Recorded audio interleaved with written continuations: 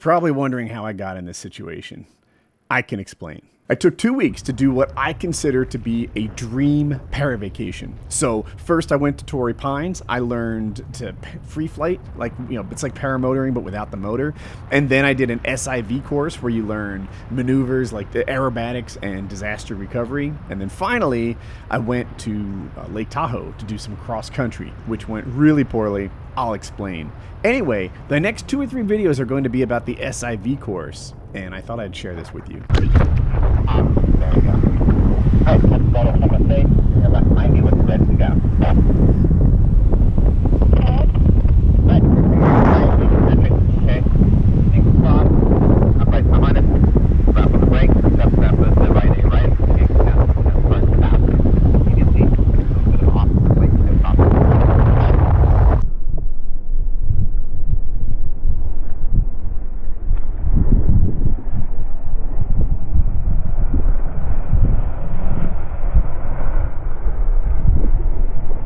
So one time when I was doing the wingovers, about 40% of my wing collapsed. And I thought that that meant that I had some experience in this. I didn't. When you pull the A-risers like this, it is so much more violent than anything I had before. Lots of times I had little collapses, little tip collapses, either from doing acrobatic moves or from just like hitting turbulent weather and the tip flutters a little bit. I thought that I kind of knew something about deflations, that he asked us to call them deflations, not collapses. And I didn't. Like, a couple of things were shocking to me, but the biggest one was how much these wings want to fly. When I let go of that A and let the wing start doing its thing again, wing configurations that I thought were an absolute nightmare, like what's coming up here. I thought this was really bad news. Now that I've done it, I don't know how many times, but through this SIV course for a couple of days, it's like, aha, I've watched this happen again and again. It's not so bad. These wings want to fly. Check this out.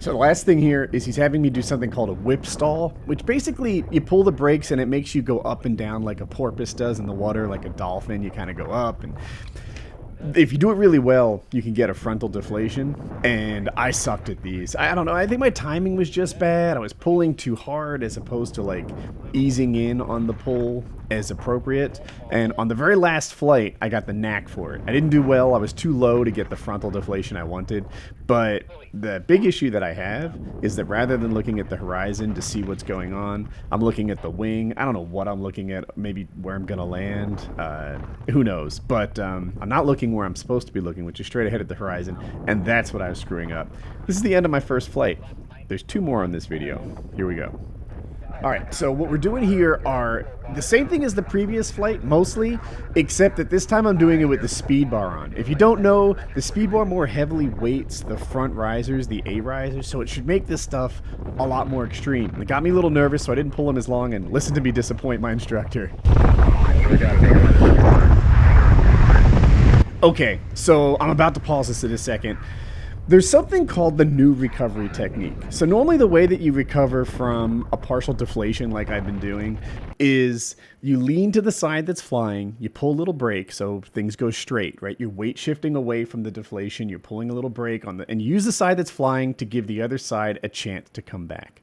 But the thought process is that on higher rated gliders, C's and D's, this is a C, that it might not come back. And what you do instead, if you have like an 80% deflation, is you lean into it. You make it get worse, and then you weight shift away from it so that it recovers. You're kind of doing like a weight shift wing over.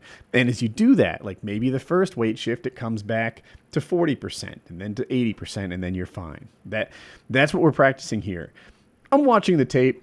This is like a 50% deflation. I didn't have to use the new recovery technique. I think I could have just leaned into the side that worked and been okay, but we're practicing. That's what we're doing here. Now, some of you are going to say that's not how you recover from a deflation. For that, I would be like, yeah, are you an instructor? Have you done this 2,000 times before? Are you a wing designer? Are you the things that the guy I learned from was? I'm not, so I don't tell him he's wrong. I listen to how to do it.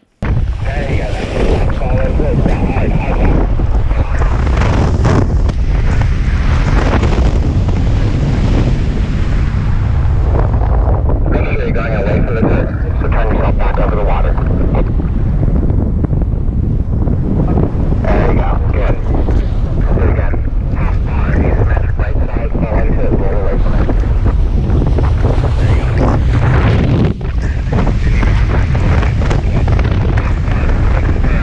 bar profile.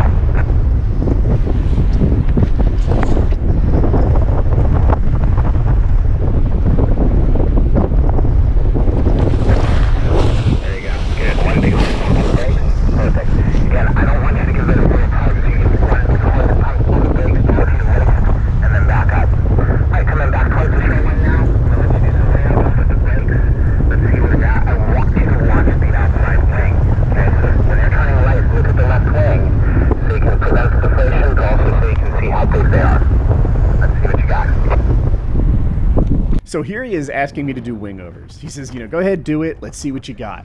And I don't know what it is about wingovers, but I love them. They're my thing. They're like the point of paramotoring to me. And I was almost frustrated at this point that we hadn't spent more time on wingovers. So when he said, let's see what you got, I was ready to like throw down. And I was very disappointed in my effort. I'm just much more lightly loaded on a paraglider than I am a paramotor, right? Because I don't have whatever that is, 60 pounds on my back. It's a different harness, so my weight shifting is different. And I didn't feel like what I did here was the best that I can do. And I was like, oh man, so now I'm getting feedback on effort that's not my best. And, it was what it was. By the end of this course, I did wingovers better than I've ever done on a paramotor. The instruction was just what I needed. This is me doing whip stalls and sucking at them again. So it was great, and his feedback was on target. Basically, my timing was wrong. And another thing, I thought that I didn't weight shift to the right as well, because on a paramotor, the weight shifts are uneven and it's a little harder to the right. But on this harness, that's not the case. And I had no excuses, and I still didn't weight shift as well to the right. So it's me. And that was valuable information. It might sound like a defeat of some sort, but it wasn't. It was like, aha! The fact that it's me means it's fixable. And I was very excited about that, as opposed to the torque offsets on my paramotor. And throughout this course, I fixed it a little bit. I still am better to the left than I am to the right, so there's still me to get going. But anyway, those are my wingovers, and they were not my best wingovers ever. By the end of the third video, I do throw down my best wingovers ever, my personal record, and that was pretty cool for me. So I think this is me coming in for a landing. Yep. All right, that's the end of this flight. Some of you guys will notice that I have on different helmets for these flights, and there's a reason for that. In the morning, we did kind of this grab bag, and everyone duct tapes radios to their helmet. You get a good view of it right here. For whatever reason, one of the radios I grabbed cut on and off, so you didn't hear him reliably, and the other one was reliable, but it wasn't very loud. So for the first day, I just bummed helmets off of my classmates, and that's why I think I used 2 different helmets across 3 flights. The next days, I used my own, and people bummed my helmet off me, which made me feel good, because I don't like to be just a taker. Anyway, let's get back to the flight.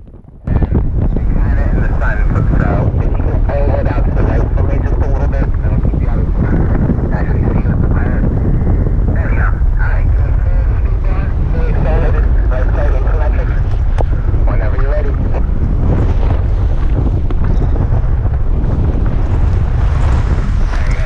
There you go, solid, good. I want to see you make that move in the opposite direction, okay?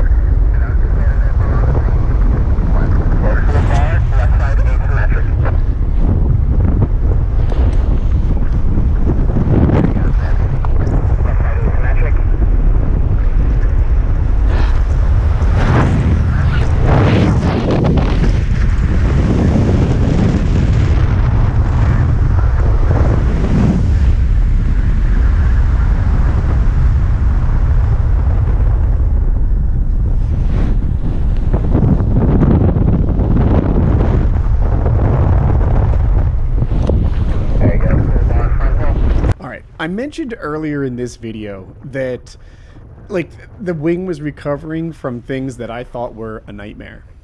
This full bar frontal deflation, this thing that I'm doing right that I just finished, was said to be the worst of the worst, right? Like if your wing deflates while you're on full speed bar, you know, notify your loved ones. This is a real problem. I did 2 of those, or 3, I'm not sure. And it was okay. It was shocking to me, the fact that your wing can, you know, get balled up like a used tissue. And then as soon as you let it fly, it flies. And that was awesome to me. And here is me, again, he gave me another opportunity to do wingovers, and he said, show me what you got.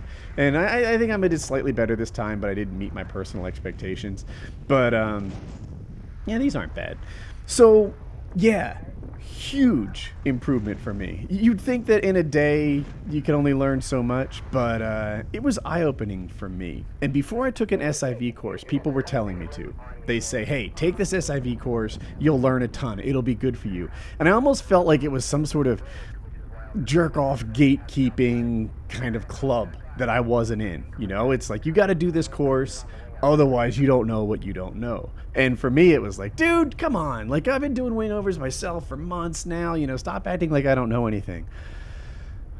Now I'm one of them. Now I'm one of these guys that says you have to take an SIV course. Oh my gosh, it will open your eyes. You will do things that you didn't know. You know, do you see where it says Speedster 2 or Ozone on the tips of my wings? If that much collapsed, it was eye-opening for me. If I had a little tip collapse that did that, I was like, wow, you know, was I in? No, it was fine. It was fine. Now I collapsed to the A in the middle of that wing, and that is fine. So, this day was mostly spent just sort of disaster recovery with a little bit of wingover, and it was brilliant for me. I learned so much. There's 2 more days coming. I'll show them to you. Yeah, multi-million-dollar deals got $1 million deal. When I was younger, I would wonder how $1 million feel. And for real, it feel like I ain't even broke a seal. Cause when you drop hits, they want you to pick up the bill. Now my life is in Maryland, my heart is in Chicago. New York state of mind, but out LA, man, that's where I go. When I need to lay this shit down, so much on my mind, that's the reason I'm spitting now.